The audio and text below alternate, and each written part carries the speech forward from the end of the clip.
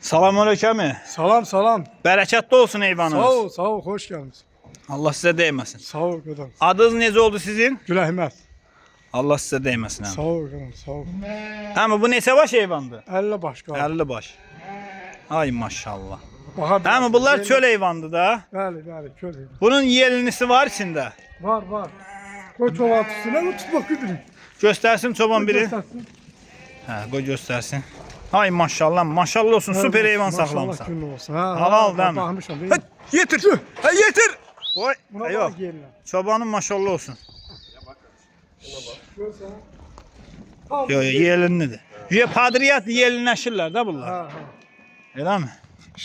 Onda əmi bunlar dağda qoçun olub da, qoyunun yanında. Ha, Kəlbəcərdə. Kəlbəzərdə. Siz Kəlbəzərdə o Tatarlar çayının üstünə düşmüşdünüz Ha, də. düşmüşəm, ha, oradaydı. Ay maşallah. Yox, əmi sortdur əminin heyvanı. Kim istəyirsə Söz olanlar. əlaqə saxlasın. Nömrəni deyim. Nömrəni də əlaqə deyim. Hə deyin əmi. 050 Bəli. 660 41 56. Kim istəsə Gül Əhməd əmiyə zəng eləyə bilər. Nömrənizi biraz uca deyin əmi. 050 Bəli. 660 41 56. Hamısı birinci qarına xam çiçək də. Bəli, bəli, hamısı birinci. Və yerinləşirlər, hə mi? Hamısı yerinləşir.